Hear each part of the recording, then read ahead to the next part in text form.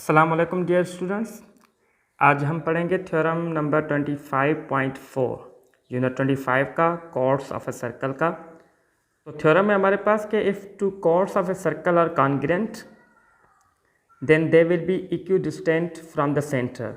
यानी अगर किसी सर्कल के कोई भी दो कॉर्ड्स हैं, अगर उनकी लेंथ आपस में बराबर है तो फिर उनका डिस्टेंस जो है सेंटर से वो एक जितना होगा। They will be equidistant from the centre. Chords का एक जितना कॉन्ग्रुएंट होना ज़रूरी है, तभी जाके वो उनका डिस्टेंस जो है वो सेंटर से एक जितना होगा, इक्यू डिस्टेंस होंगे।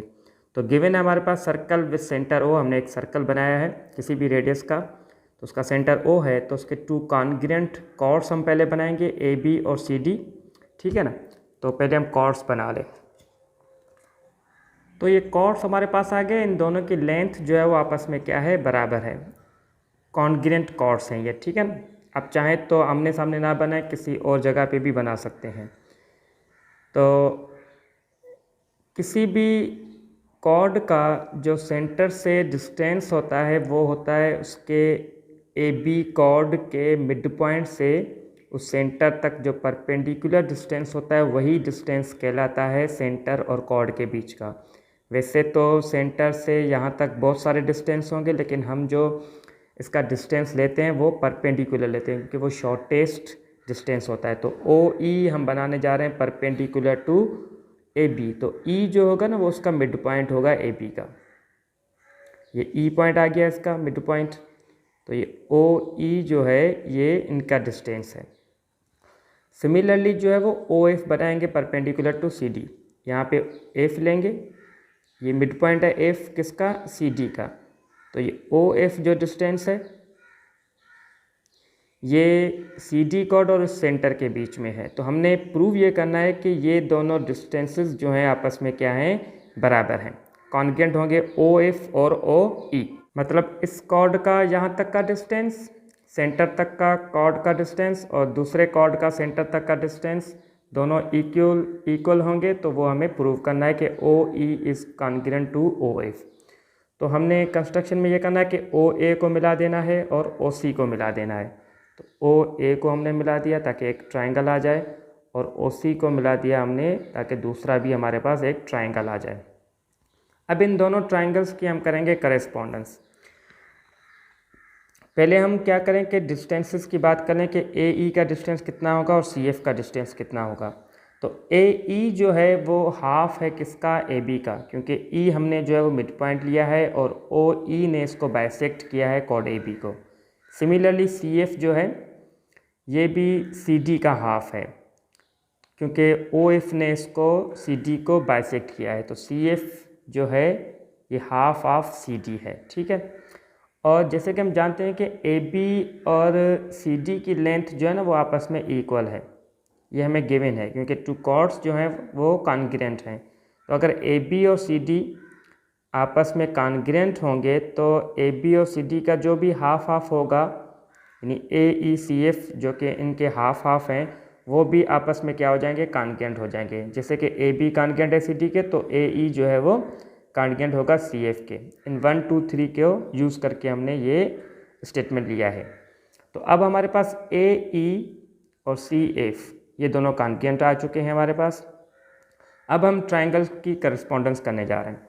ट्राइंगल ए ई ओ और ट्राइंगल सी एफ ओ ए ई ओ ट्राइंगल। इनके अंदर ओ ए ओ सी ये बराबर हैं, ओ ए और ओ सी ये बराबर हैं। क्यों भाई? क्योंकि ये दोनों जो हैं इस सर्कल के रेडियस हैं। तो किसी भी सर्कल के दो रेडाई जो होते हैं वो आपस में कॉन्ग्रुएंट होते हैं, बराबर होते हैं। एंगल सी एफ ओ ये एंगल, ये परपेंडिकुलर लाइन होती है ओ एफ सी डी के ऊपर, तो ये राइट एंगल है हमारे पास। उसके अलावा ए ई ओ एंगल जो है ये वाली भी 90 की एंगल है। तो दोनों राइट एंगल्स हैं तो उनको भी हमने कॉन्ग्रुएंट कह दिया। और ए ई और सी एफ इनको हमने अभी अभी प्रूव किया कि ये दोनों कॉन्ग्रुएंट हैं, प्रूव्ड अबव। तो इस ट्राइंगल और इस ट्राइंगल की दो साइड और एक एंगल आपस में हमने कर दी कॉन्ग्रुएंट। तो ट्राइंगल्स जो हैं वो आपस में हो गए कॉन्ग्रुएंट। साइड एंगल साइड के पोस्टुलेट पे। अब अगर ट्राइंगल्स कॉन्ग्रुएंट हैं तो उनकी बकाया साइड्स और बकाया एंगल्स जो हैं वो आपस में कॉन्ग्रुएंट होंगी, तो दो साइड तो हमने कॉन्ग्रुएंट कह दी हैं। बाकी रही एक साइड FO और OE, वो भी आपस में क्या हो जाएगी, कॉन्ग्रुएंट हो जाएगी। तो ये हमारे पास प्रूव हो गया, ठीक है ना। हमारे पास एक कोरोलरी है, नतीजा है कि two congruent chords of a circle subtend equal angles at the centre. जो भी कॉन्ग्रुएंट कॉर्ड्स होते हैं सर्कल में वो सेंटर पे एंगल्स भी इक्वल बनाएंगे।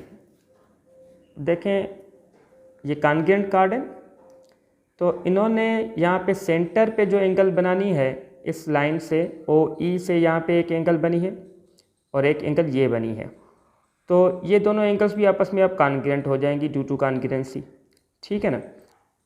थ्योरम 25.5 जो है वो इस थ्योरम का कन्वर्स है कि two chords of a circle which are equidistant from the centre, यानी अगर दो कॉर्ड हैं जो कि सेंटर से इक्वल डिस्टेंस पे हैं।